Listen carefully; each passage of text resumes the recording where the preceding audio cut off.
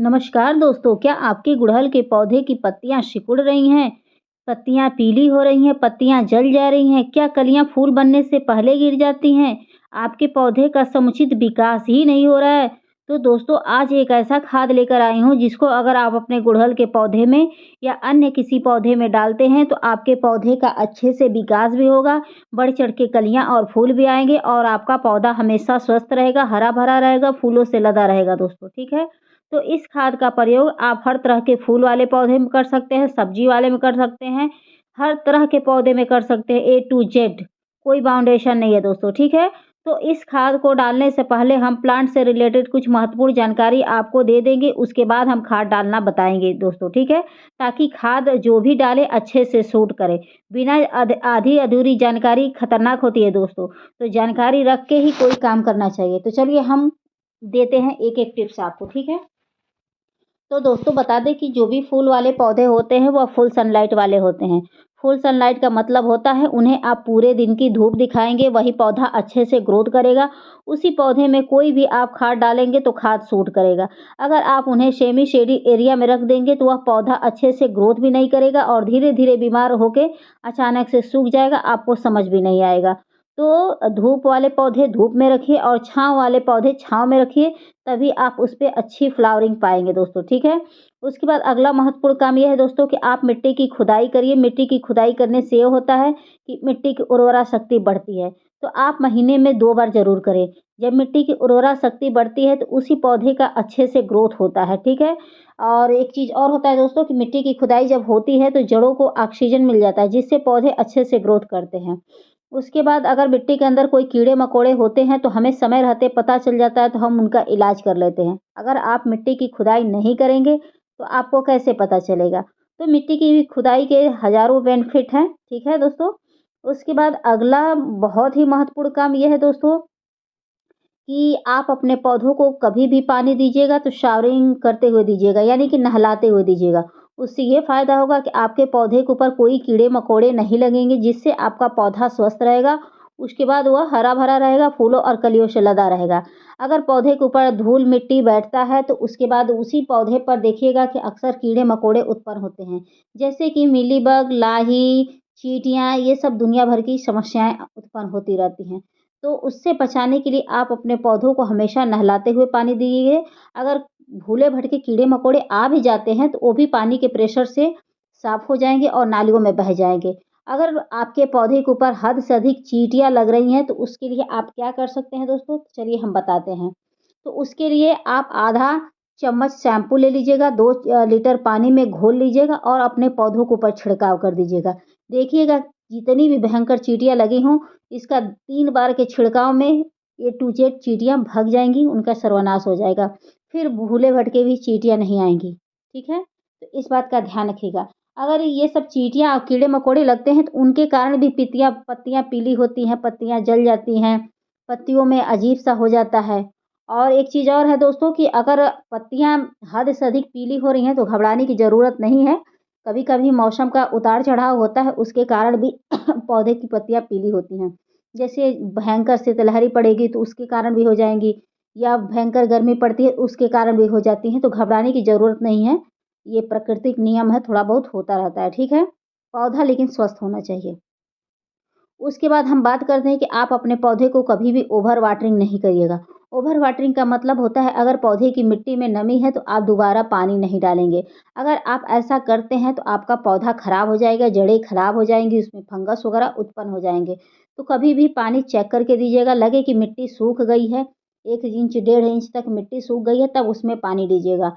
अगर आप ऐसा नहीं करते हैं तो आपके पौधे बहुत जल्दी खराब हो जाएँगे और आपको समझ भी नहीं आएगा दोस्तों, ठीक है?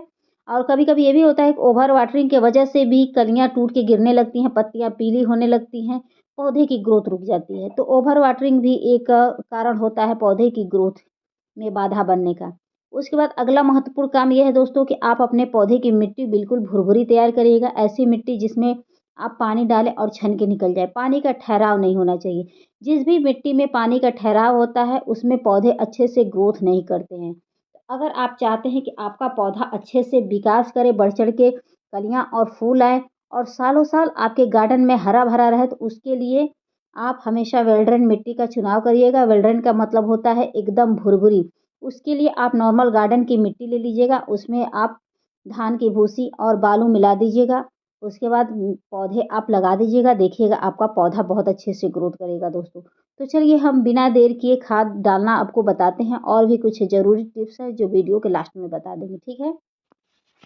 तो दोस्तों खाद डालने से पहले पौधे के ऊपर जो भी पीले पत्ते हों उसको हटा दीजिएगा। और एक चीज़ और नोटिस कीजिए दोस्तों कि मेरे इस पौधे पर आपको पत्तियाँ नहीं दिखाई दे रही होंगी, बस ब्रांच दिख रहा है। पौधा स्वस्थ है लेकिन उतना भी स्वस्थ नहीं है। तो इस कंडीशन में अगर आपका पौधा है तो इस खाद को आप ज़रूर डालिएगा। और खाद डालने से पहले पौधे के ऊपर जो भी पीली पत्तियाँ हों उसको हटा दीजिएगा, ताकि आपका पौधा बहुत तेज़ी से ग्रोथ पकड़ने लगे, अगर ग्रोथ गायब हो गया है तो, ठीक है? और पौधे की मिट्टी के अंदर अगर कोई खरपतवार हो, घास वगैरह हो तो उनको आप उखाड़ के फेंक दीजिएगा, क्योंकि वो पौधे की एक्स्ट्रा एनर्जी को ले लेती हैं, जिससे विकास में बाधा अवरुद्ध होने लगता है। तो मान लीजिए हम खाद अपने पौधों को डाल रहे हैं, अब वह घास-फूस को लगे तो क्या मतलब है कि घास-फूस विकास करे? तो आप हमारे पौधे विकास करें उसके लिए तो हम खाद डाल रहे हैं। तो खरपतवार निकाल दीजिएगा, उसके बाद मिट्टी की खुदाई अच्छे से कर लीजिएगा, उसके बाद तब खाद डालिएगा। आप चाहें तो 1 दिन पहले भी अपनी मिट्टी को सुखा लीजिएगा, ताकि मिट्टी जब सूखी रहेगी तो कोई खाद डालेंगे तो और अच्छे से सूट करता है, ठीक है? तो चलिए हम खाद दिखाते हैं। तो देख सकते हैं दोस्तों कि ये मेरे हाथ में फ्यूरिया डान करके एक आता है। ये एक रासायनिक खाद है। इसका इस्तेमाल से ये होता है दोस्तों कि अगर आपके पौधे के अंदर चींटियाँ हैं या एक स्नेल वाले कीड़े होते हैं, घोंघा टाइप के होते हैं, सीप वाले कीड़े, ये उसके लिए बहुत ही बेहतर होता है। अगर आपके पौधे में हद से अधिक स्नेल वाले कीड़े लग गए हैं, तो आप ये फ्यूरिया डान मार्केट में मिलता है, इसको आप डालिएगा। ये देख सकते हैं दोस्तों कि 1 चम्मच का चौथाई हिस्सा है बड़े वाले चम्मच से, और इसको आप डालिए और देखिए आपका पौधे के अंदर जो भी कीड़े-मकोड़े, स्नेल-पिस्नेल कुछ भी हों, उनका सर्वनाश हो जाएगा और आपका पौधा सुरक्षित रहेगा। अगर आप नहीं ऐसा करते हैं और स्नेल वाले कीड़े हद से अधिक पौधे में लग गए हैं, तो वो पौधों को सुखा देते हैं दोस्तों, ठीक है? क्योंकि वो जड़ों को काटते हैं, जो स्नेल वाले कीड़े होते हैं। तो इसको आप 1 चम्मच का चौथाई हिस्सा लीजिएगा, 9 इंच 10 इंच के गमले में डालिएगा। इससे ऊपर अगर गमला होगा तो आप आधा चम्मच डालिएगा। उसके बाद मैंने ये केचुए की खाद लिया है, इसको डालने से पौधे का समुचित विकास होता है। अगर आपके पौधे की ग्रोथ रुक गई है तो इसको आप अपने पौधे में ज़रूर अप्लाई करिए, सूखता हुआ पौधा हरा-भरा हो जाता है। और एक चीज़ और होता है दोस्तों कि इसको डालने से पौधे की मिट्टी में केंचुए उत्पन्न होते हैं, जो हमारे पौधे के लिए बहुत हितकर होते हैं। जो पौधे की मिट्टी को भी ढीला करते हैं और पौधे की मिट्टी को भी जो उर्वरा शक्ति को बढ़ाते हैं, ताकतवर मिट्टी को बनाते हैं, जिसकी वजह से पौधा बहुत अच्छे से ग्रोथ करता है। ठीक है? इसको डालने से पौधे के ऊपर जो पत्तियाँ हैं पीली वो सही हो जाएँगी, पत्तियों में हरापन आ जाएगा, कलियाँ फूल बम्पर आएँगे, बहुत अच्छे से आएँगे और एक भी कलियाँ बिना फूल बने नहीं गिरने वाली हैं दोस्तों।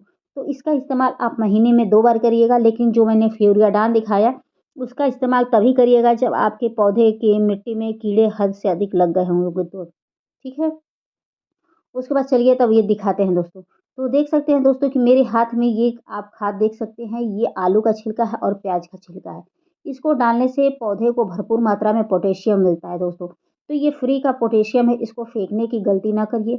अगर इसको आप अपने पौधे में डाल देते हैं तो सूखा हुआ पौधा हरा-भरा हो जाता है, पौधे में नई जान आ जाती है, पत्तियाँ बिल्कुल डार्क कलर की हो जाती हैं, शाइनिंग नुमा हो जाती हैं, फूलों का साइज़ बढ़ता है, कलियों का साइज़ बढ़ता है और फूलों और कलियों में बढ़ोतरी होती है। एक भी कलियाँ बिना फूल बने नहीं गिरती हैं दोस्तों। तो इसको आप ज़रूर डालिए, इसका आप डाल के देखिए आपको असर बहुत जल्दी देखने को मिल जाए। ये बहुत ही इफ़ेक्टिव का खाद है और फ्री का है। तो इसको फेंकने के बजाय इसका लिक्विड आप अपने पौधों में डालिए और नहीं तो आप इसको पीस के भी डाल सकते हैं, ठीक है? तो चलिए हम इसका पानी छान लेते हैं, तो फिर आपसे मिलते हैं वीडियो में, ठीक है दोस्तों? तो छानने के बाद जो ये कचरा निकलेगा दोस्तों उसको फेंक दीजिएगा और इसका फेंक दीजिएगा, चाहे इसको दोबारा डिकम्पोस्ट होने के लिए डाल दीजिएगा। ये भी पौधों के लिए हितकर ही होगा दोस्तों, ठीक है? तो अगर इसको कंपोस्ट में डाल देंगे तो भी अच्छा है, इसको चाहें तो आप सुखा सकते हैं। किसी भी तरीके से इसका इस्तेमाल आप कर लीजिएगा, ठीक है? तो अगर इसका इस्तेमाल कर लेंगे तो ये भी एक खाद ही अच्छा-सा बन जाता है। तो छानने के बाद जो ऐसे पानी निकला है दोस्तों, तो इसमें हम चलिए सरसों की खली मिलाते हैं। तो जो ये आलू और प्याज के छिलकों का पानी है, उसमें हम सरसों की खली का लिक्विड डालेंगे। सरसों की खली का लिक्विड डालने से फ़ायदा ये होता है दोस्तों कि पौधा हरा-भरा हो जाता है और पूरी ठंडी पौधे को सुरक्षा मिल जाती है। सरसों की खली एक गर्म खाद होता है, जो पौधे की मिट्टी को गर्म रखता है तो इसका इस्तेमाल आप हर तरह के पौधे में करिए। इसमें मल्टीविटामिन्स पाए जाते हैं जो एक पौधे की ग्रोथ के लिए भी बहुत अच्छे होते हैं और पौधों को पूरी ठंडी बचा के रखते हैं और इसके डालने से पौधा एकदम हरा-भरा डार्क ग्रीन हो जाता है, फूलों में बढ़ोतरी होती है, कलियाँ एक भी बिना फूल बने नहीं गिरेंगी दोस्तों, तो इसका इस्तेमाल आप ज़रूर करिए। लेकिन एकदम पतला लिक्विड करिएगा दोस्तों, ठीक है? तो देख सकते हैं दोस्तों कि मैं इतना पतला लिक्विड कर रही हूँ, तो आप भी इतना पतला करिएगा, मोटा मत करिएगा, मोटा अगर करेंगे तो आपके लिए घातक हो जाएगा। तो चलिए हम पौधों में डाल के दिखाते हैं कि डालना कैसे है, ठीक है? तो बिल्कुल पतला लीजिएगा, महीने में 2 बार भी अगर डालेंगे तो कोई साइड इफ़ेक्ट नहीं है, बहुत ही बेनिफिट होता है सरसों की खली का। तो सरसों की खली आप ठंडी में 2 बार अपने पौधों में ज़रूर डालिएगा दोस्तों, ठीक है? तो ऐसे करके अपने पौधों की मिट्टी में आप डाल दीजिएगा और जो बचेगा पानी तो इस पौधे में जितना हो सकता है डालिएगा और जो बचे पानी उसको दूसरे गमले में डाल दीजिएगा, उसको फेंकने की ज़रूरत नहीं है, ठीक है? अगर मान लीजिए अगले गमले में डाले थे कल, उसमें दोबारा डालना है तो दोबारा डाल दीजिएगा, इसका कोई साइड इफ़ेक्ट नहीं है और नहीं तो आपके पौधे को फ़ायदा ही करेगा दोस्तों, ठीक है? तो इतना अगर करते हैं तो आपका पौधा हमेशा हरा-भरा रहेगा, जल्दी बीमार नहीं होगा और हमेशा आपके गार्डन में बना रहेगा। बहुत से ऐसे दोस्तों का ऐसे शिकायत आता है कि हमारे पौधे की पत्तियाँ ऐसे पीली हो रही हैं, विकास नहीं हो रहा है, दुनिया भर की समस्याओं से पौधा जूझ रहा है। उस हालत में इस खाद का आप प्रयोग करके देखिए, देखिए आपका पौधा एकदम हरा-भरा हो जाएगा और फूलों से, कलियों से लदा रहेगा दोस्तों। तो इस खाद का प्रयोग आप हर तरह के फूल वाले भी पौधे में भी कर लीजिएगा। चाहे सब्जी वाला पौधा हो, जो भी पौधा आपको लगे कि वह ग्रोथ नहीं कर रहा है, उस पे कलियाँ फूल नहीं बन रही हैं या पत्ती वाले पौधे में पत्तियों का साइज़ सही नहीं है, इंडोर वाले पौधे में, तो उसमें भी आप करके देखिएगा, देखिएगा ये कितना तेज़ी से इफ़ेक्ट अपना दिखाएगा और हमेशा आपका पौधा हरा-भरा रहेगा, कोई कमी नहीं होगी पौधों में और आपका पौधा कभी बीमार ही नहीं होगा। तो दोस्तों बता दें कि अगर आपको मेरी वीडियो पसंद आएगी तो please like, subscribe, comment and share ज़रूर करिएगा। आशा करती हूँ कि आपको मेरी वीडियो ज़रूर पसंद आई होगी। तो पसंद आई होगी तो फिर मिलेंगे किसी नेक्स्ट वीडियो में नेक्स्ट टॉपिक के साथ। ठीक है फ्रेंड? तो फिर रखते हैं, फिर आते हैं कल किसी नेक्स्ट वीडियो के साथ। Thank you for watching, bye.